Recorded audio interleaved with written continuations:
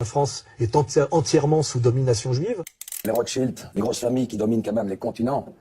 22% de l'ensemble des Français pensent qu'il existe un complot sioniste. Et la figure maléfique du juif tentaculaire reprend du service.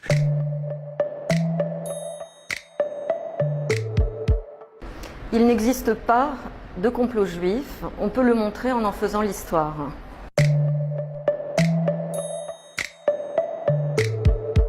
C'est l'idée suivant laquelle les Juifs auraient un projet visant à dominer la planète et finalement au détriment des sociétés.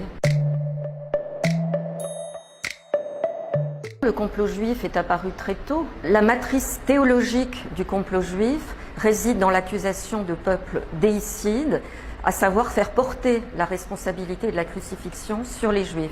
L'Église, qui voulait absolument se démarquer des Juifs et du judaïsme, a véhiculé un certain nombre d'accusations. Certains responsables politiques, princes, souverains, ont pu reprendre aussi ces accusations quand ils voulaient, par exemple, chasser les Juifs pour s'emparer des biens d'une partie d'entre eux. Ce lien s'établit dès le Moyen-Âge. Certaines professions en rapport avec l'argent étaient interdites aux chrétiens, comme le prêt à intérêt. Les Juifs, qui n'avaient pas accès à d'autres professions permettant de s'élever dans l'échelle sociale, comme la possession de la terre, eh bien, eux pouvaient effectivement l'exercer. Quelques familles juives de banquiers ont une grande visibilité au XIXe siècle. C'est le cas des Rothschild. Certains textes, à gauche comme à droite à l'époque, mettent l'accent sur cela, alors que ce n'est qu'une très petite minorité. L'immense majorité des Juifs, notamment en Europe centrale et en Russie, sont des gens extrêmement pauvres. Le complot juif se diffuse parce qu'il sert plusieurs stratégies politiques. Une partie de la gauche, jusqu'à l'affaire Dreyfus, est convaincue qu'il y a un lien étroit entre la finance juive et le capitalisme. À droite, les catholiques sont eux convaincus du contraire, c'est-à-dire de l'idée suivant laquelle les juifs sont par nature révolutionnaires et sont à l'origine de la Révolution française. La révolution bolchevique, d'ailleurs, relance ce thème des juifs révolutionnaires parce qu'il y avait parmi les bolcheviks effectivement des juifs et parce que là encore, les juifs seront émancipés grâce à la révolution bolchevique.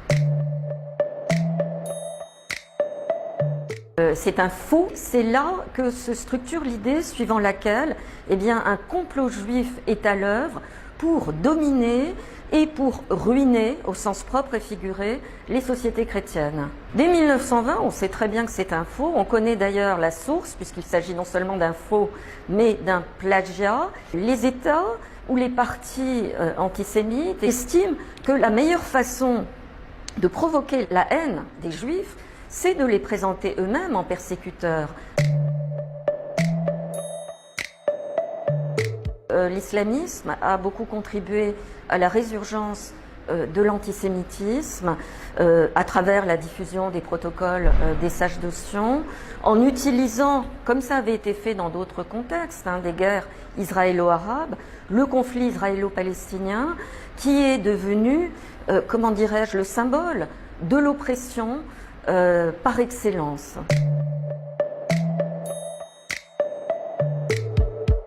On a pensé un peu trop simplement que la Shoah ayant été un crime sans comparaison, il suffisait de parler de la Shoah, de mentionner la mémoire de la Shoah pour faire disparaître ces préjugés. L'antisémitisme est fait d'un contenu culturel, de stéréotypes, de préjugés qui ont été diffusés par les partis, mais aussi par des supports culturels, littérature, cinéma, etc. C'est une idéologie qui s'est sédimentée sur des siècles, par la religion aussi également. On ne fait pas disparaître quelque chose donc, qui s'est formé au cours de siècles, simplement par ce qu'on a appelé un travail de mémoire à propos de la Shoah.